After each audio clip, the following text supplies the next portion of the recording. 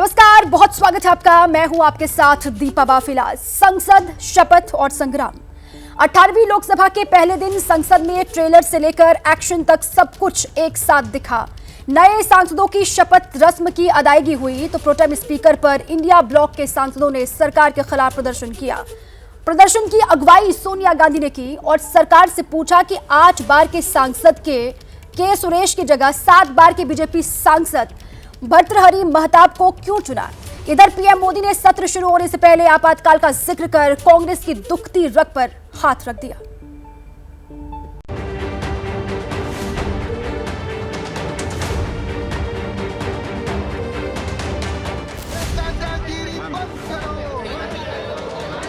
तानाशाही बंद करो, बंद करो, बंद करो, विधन का तोड़ना बंद करो, बंद करो, बंद करो। 18वीं लोकसभा का पहला दिन प्रोटेम स्पीकर भर्तृहरि महताब जहां एक एक कर नए सांसदों को संसद भवन में शपथ दिला रहे थे, तो वहीं दूसरी ओर विपक्षी सांसद तय योजना के तहत संसद भवन में प्रदर्शन कर रहे थे। तानाशाही बंद करो, बंद करो, बंद करो, विधन का तोड़ना बंद करो, बंद करो, बंद करो। लोकसभा में इंडिया ब्लॉक के सांसदों ने प्रदर्शन क्यों किया और सरकार पर क्या आरोप लगाए, उसके बारे में आपको तफसील से बताएंगे। लेकिन उससे पहले प्रधानमंत्री नरेंद्र मोदी ने सत्र के शुरुआती संबोधन में इशारों में कांग्रेस और विपक्ष को खूब सुनाया। इमरजेंसी की याद दिलाई और जनता को भरोसा दिया कि तीसरे कार्यकाल में इस बार 3 गुना मेहनत कर देश को नई ऊंचाइयों पर ले जाएंगे। कल 25 जून को भारत के लोकतंत्र में जो काला धब्बा लगा था, उसके 50 वर्ष हो रहे हैं। भारत की नई पीढ़ी इस बात को कभी नहीं भूलेगी। संविधान के लीरे लीरा उड़ा दिए गए थे, देश को जेल खाना बना दिया गया था। देशवासी संकल्प लेंगे कि भारत में फिर कभी कोई ऐसी हिम्मत नहीं करेगा जो 50 साल पहले की गई थी। हमारे तीसरे कार्यकाल में हम पहले से 3 गुना ज्यादा मेहनत करेंगे, परिणामों को भी 3 गुना ला करके रहेंगे। देश की जनता विपक्ष से अच्छे कदमों की अपेक्षा रखती है। मैं आशा करता हूं कि विपक्ष उसमें खरा उतरेगा। इधर विपक्ष ने आरोप लगाया कि मोदी सरकार संविधान को खत्म कर रही है। संसद भवन में सोनिया गांधी की अगुवाई में इंडिया ब्लॉक के सांसदों ने सरकार के खिलाफ एकजुट होकर परिसर में प्रदर्शन किया, संविधान की कॉपी हाथ में ली और जमकर नारेबाजी की। करेंगे, हम करेंगे, हम करेंगे। नरेंद्र मोदी का तानाशाही नहीं चलेगा, नहीं चलेगा, नहीं चलेगा। तमाम विपक्षी सांसद जो है प्रदर्शन कर रहे हैं और सोनिया गांधी उसकी अगुवाई कर रही है। मैम, संविधान की कॉपी हाथ में किस तरह से आप बताना चाहते हैं कि संविधान का ये बोलने का संविधान। सोनिया गांधी कांग्रेस की वरिष्ठ नेता, जिनका ये कहना है कि संविधान बोलेगा, और तमाम जो विपक्षी सांसद एकजुट अब पीछे नजर आ रहे हैं मार्च करते हुए। इंडिया गठबंधन इस बात पर नाराज है कि 8 बार के कांग्रेस सांसद के सुरेश की जगह 7 बार के सांसद भर्तृहरि महताब को प्रोटेम स्पीकर क्यों बना दिया। जो आक्रमण प्रधानमंत्री जी अमित शाह जी कॉन्स्टिट्यूशन पर, संविधान पे कर रहे हैं, वो हमारे लिए एक्सेप्टेबल नहीं है, वो हम होने नहीं देंगे। इसीलिए हमने कॉन्स्टिट्यूशन ओथ लेते हुए हमने कॉन्स्टिट्यूशन पकड़ा था। हिंदुस्तान के कॉन्स्टिट्यूशन को कोई शक्ति नहीं छू सकती। संविधान को बचाने के लिए हमने जो कोशिश की थी उसमें सारी जनता हमारे साथ दी, लेकिन मोदी जी संविधान को तोड़ने की कोशिश किए। इसीलिए आज सभी पार्टी के नेता लोग एक होकर ये जो प्रोटेस्ट कर रहे हैं। प्रधानमंत्री नरेंद्र मोदी जी का पहला संबोधन संसद से बाहर, उन्होंने अपने 4 मंत्रियों को साथ में रखा पर कोई भी एनडीए पार्टनर को नहीं रखा। प्रधानमंत्री ने इमरजेंसी के दौर तो याद दिलाया। युवा आपसे पूछ रहे हैं कि जो देश में एजुकेशन इमरजेंसी लगी है, जहां पे एग्जाम रद्द हो रहे हैं, पेपर लीक हो रहे हैं, सीबीआई की इंक्वायरी चल रही है और आपसे और आपके एजुकेशन मिनिस्टर से कोई अकाउंटेबिलिटी नहीं ली जा रही है, ये कहां तक सही है। विपक्ष ने सरकार को घेरा तो एनडीए ने भी जवाब देने में देर नहीं की और आरोप लगाया कि प्रोटेम स्पीकर कभी मुद्दा नहीं रहा, ये सिवाय ब्लैकमेलिंग के अलावा और कुछ नहीं। Pro tem speaker has never been an issue. जो इशू नहीं है उसको इशू के रूप में चर्चा भी नहीं करना चाहिए। एक साफ सुथरे तरीके से पार्लियामेंट को चलाना है। सब पार्टी के सदस्य को मिलकर के पार्लियामेंट चलाना है, सबका काम है। जनता ने निर्देश दिया है, जनता ने अपना फैसला सुनाया। मुझे लगता है कि अपोजिशन को दूसरा कोई विषय नहीं है और इसीलिए मुझे लगता है कि बार बार संविधान का विषय निकालकर अपोजिशन ब्लैकमेल करने का काम कर रहा है। और नरेंद्र मोदी जी कोई संविधान बदलने वाले नहीं है, लेकिन उसका एक गलत प्रचार किया जा रहा है। तो अपोजिशन ने बार बार संविधान का विषय नहीं उठाना चाहिए। जो प्रोटोकॉल होता है, जो प्रेसिडेंस है और जो उसके नियम और व्यवस्थाएं हैं, उसके तहत कार्रवाई होगी। इसमें मुझे नहीं लगता कि किसी तरह की सियासत करने की जरूरत है। लोकसभा का सत्र अगले 10 दिन तक यानी 3 जुलाई तक चलेगा। इस दौरान 8 बैठकें होनी हैं। स्पीकर और डिप्टी स्पीकर का चुनाव होना है।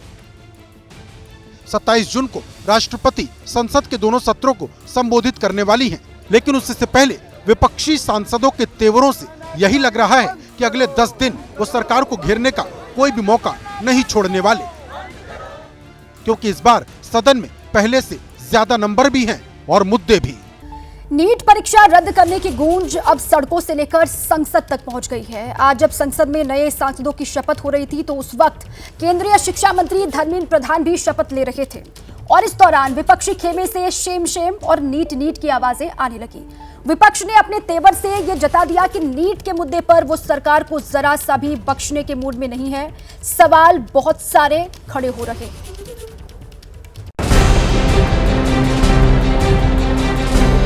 18वीं लोकसभा का पहला सत्र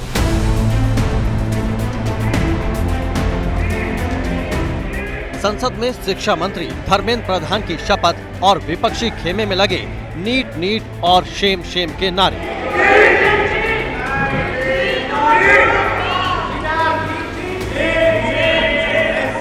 मु धर्मेंद्र प्रधान लोकसभा सदस्य रूपे नीट के मुद्दे पर सड़क से लेकर संसद तक संग्राम छिड़ा हुआ है। आज जब सदन में देश के शिक्षा मंत्री धर्मेंद्र प्रधान बतौर सांसद सदस्य शपथ ले रहे थे तो वहीं दूसरी ओर संसद से कुछ दूर ही जंतर मंतर पर नीट के मुद्दे पर एनएसयूआई के छात्र उग्र प्रदर्शन कर रहे थे।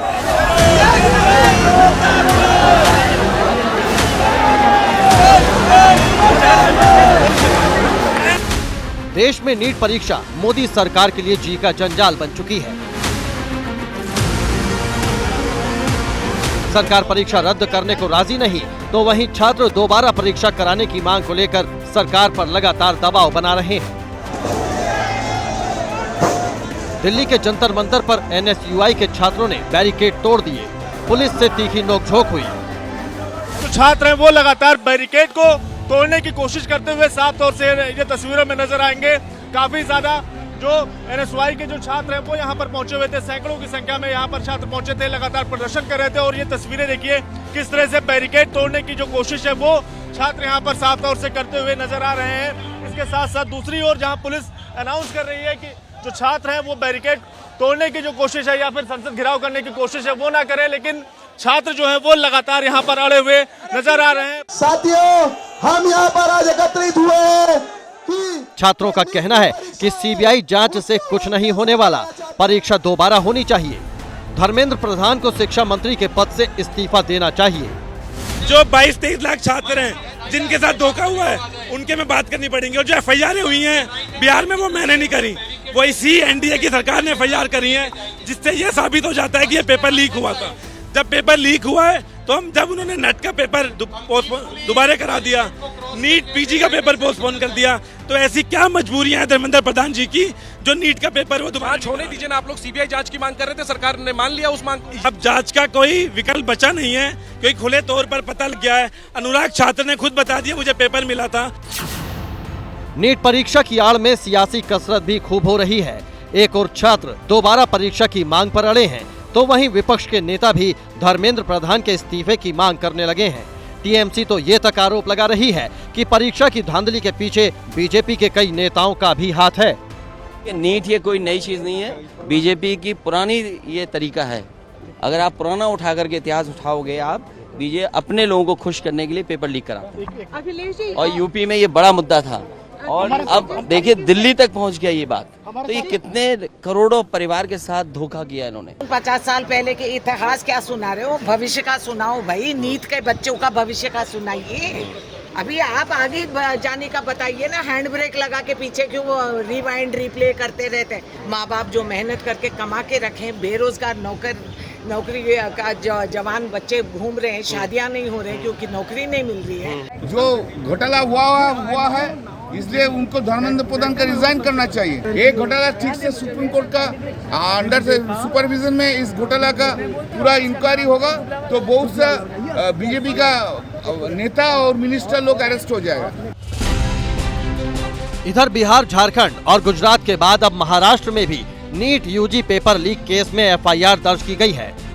महाराष्ट्र के लातूर में 4 लोगों के खिलाफ एफआईआर दर्ज की गई है। पुलिस ने लातूर के 3 शिक्षकों और एक अन्य शख्स के खिलाफ मुकदमा दर्ज किया है।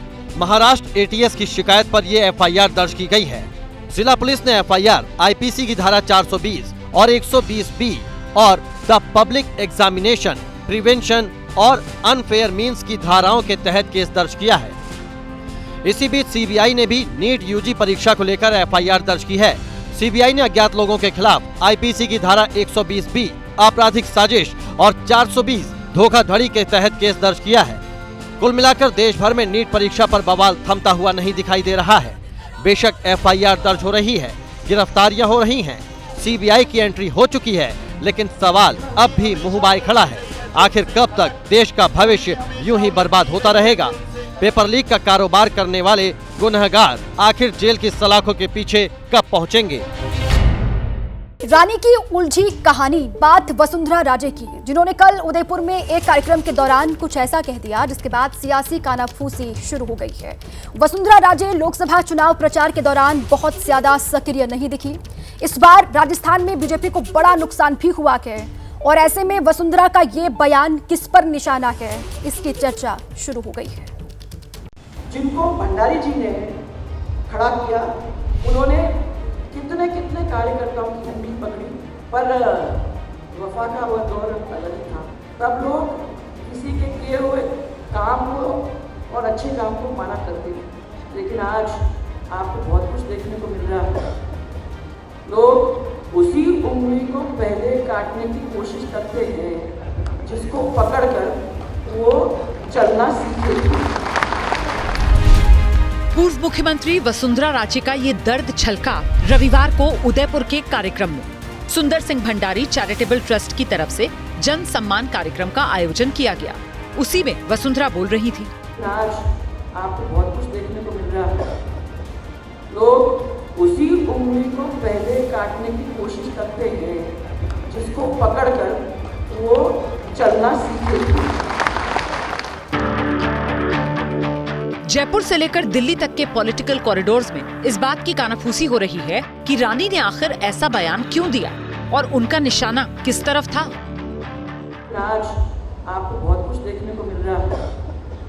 लोग उसी उंगली को पहले काटने की कोशिश करते हैं जिसको पकड़कर वो चलना सीखे।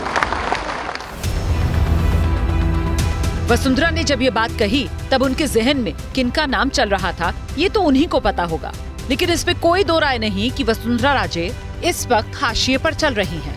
कई साल का सियासी अनुभव, जमीन पर जनाधार और आक्रामक नेता की छवि के बावजूद वसुंधरा एक तरीके से सियासी नेपथ्य में जा चुकी हैं।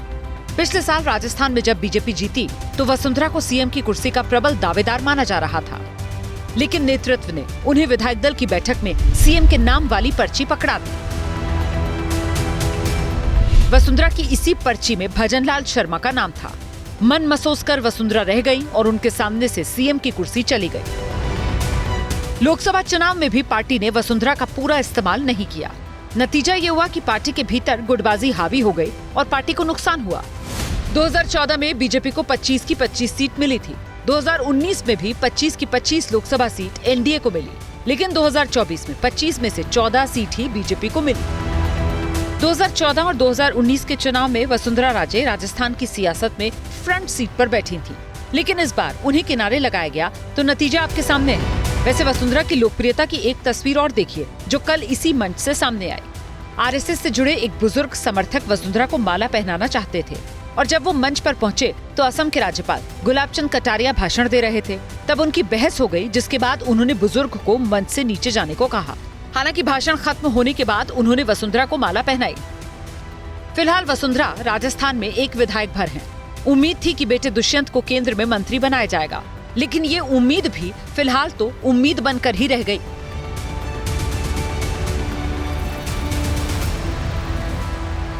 बीएसपी प्रमुख मायावती ने कल आकाश आनंद को फिर से अपना सियासी उत्तराधिकारी बना दिया। अभी पिछले महीने ही चुनाव प्रचार के दौरान आकाश आनंद को मायावती ने पद से हटा दिया था, तब खूब चर्चा हुई थी।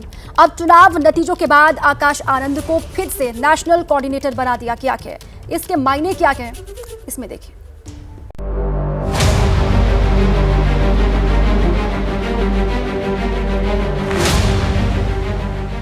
रविवार सुबह की ये तस्वीरें हैं। बीएसपी प्रमुख मायावती ने लखनऊ में पार्टी नेताओं की समीक्षा बैठक बुलाई। बैठक में उनके भतीजे आकाश आनंद भी पहुंचे, जिन्हें बहन जी ने इस अंदाज में आशीर्वाद दिया।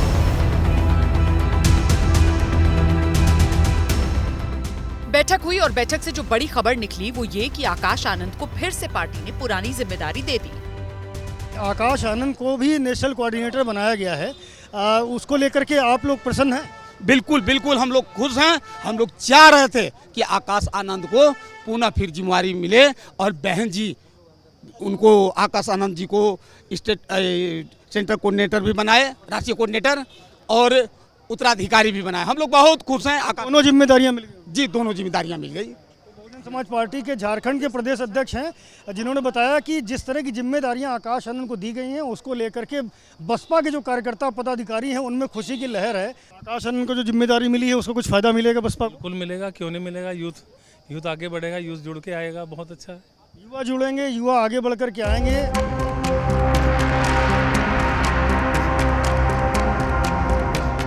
पिछले महीने की 7 तारीख को यानी 7 मई को ही मायावती ने आकाश आनंद को परिपक्वता की कमी के आधार पर नेशनल कोऑर्डिनेटर के पद से हटा दिया था। ये वो वक्त था जब यूपी सहित देश में लोकसभा चुनाव पीक पर था और आकाश आनंद अपने आक्रामक बयानों की वजह से सुर्खियां बटोर रहे थे। मॉडल अपने को समझ नहीं आता भाई साहब। राजनीतिक विश्लेषक ये मान के चल रहे थे कि आकाश आनंद बीएसपी को फिर से खड़ा करने में सफल हो रहे हैं। आनंद की सभा में समर्थकों की भीड़ भी जुटने लगी थी। आकाश अपनी रैलियों में बीजेपी, एसपी सहित कांग्रेस पार्टी पर लगातार बरस रहे थे, लेकिन 7 मई को बहन जी ने आकाश को घर पर बिठा दिया।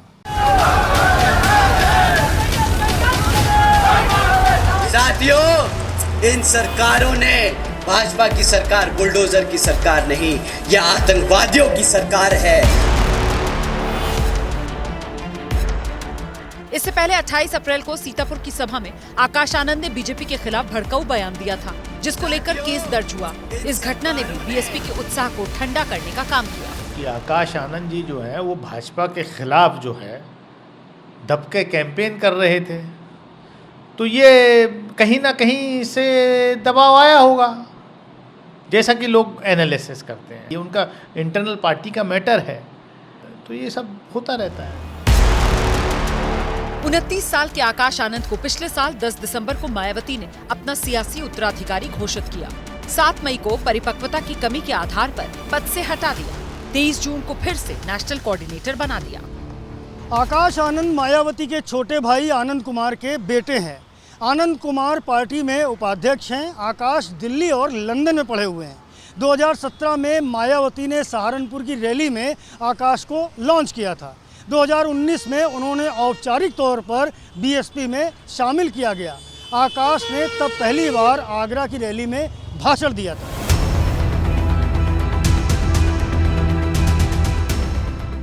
आकाश आनंद की पुरानी पद पर वापसी हुई तो विरोधी भी कह रहे हैं बीएसपी को इससे फायदा मिलेगा।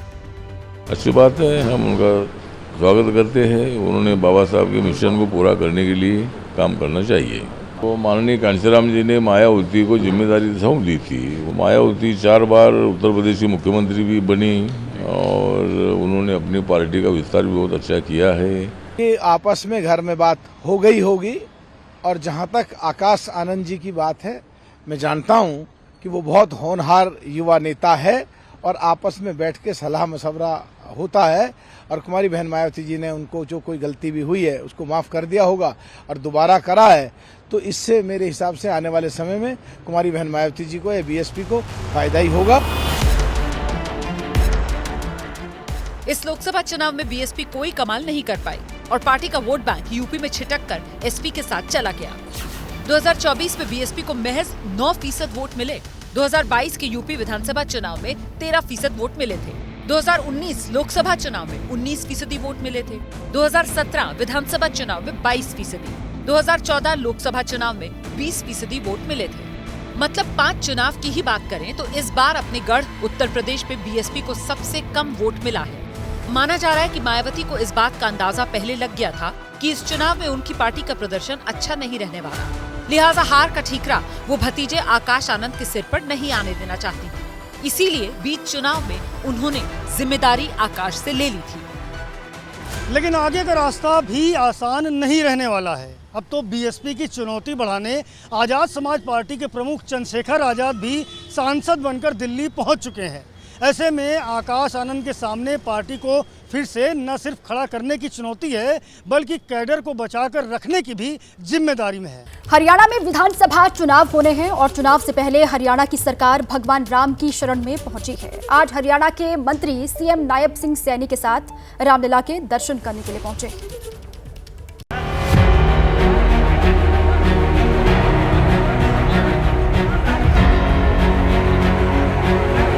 ये उस वक्त की तस्वीरें हैं जब हरियाणा के सीएम नायब सिंह सैनी मंत्रिमंडल के साथियों के साथ रामलला के दर्शन के लिए अयोध्या एयरपोर्ट से बाहर निकल रहे थे।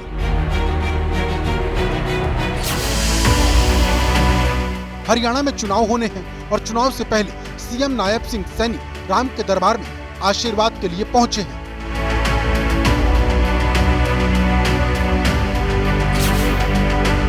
बाकायदा सीएम सैनी ने राम मंदिर की सीढ़ियों पर मत्था टेका और रामलला के दर्शन किए। साथियों के साथ ग्रुप फोटो भी खिंचवाई।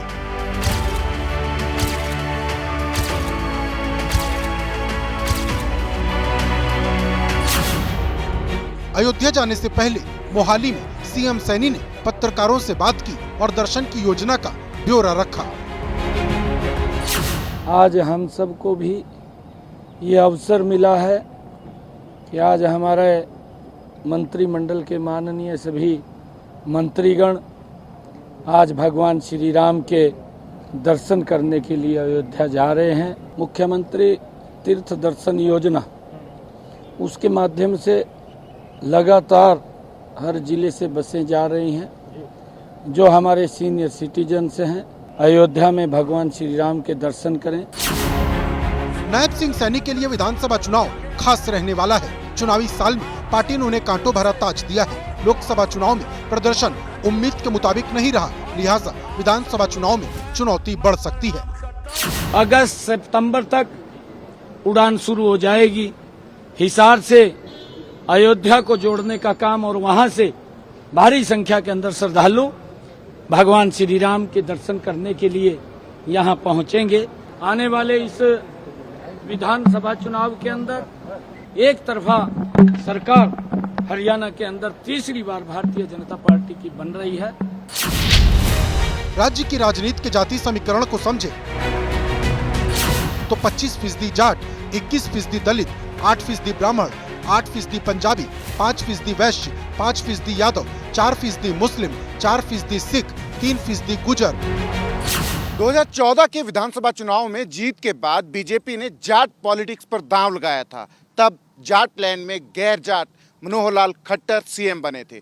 हालांकि 2019 के चुनाव में जब पार्टी को बहुमत नहीं मिला था तो जाट नेता दुष्यंत चौटाला से बीजेपी ने हाथ मिलाया, लेकिन लोकसभा चुनावों से पहले ये गठबंधन टूट गया।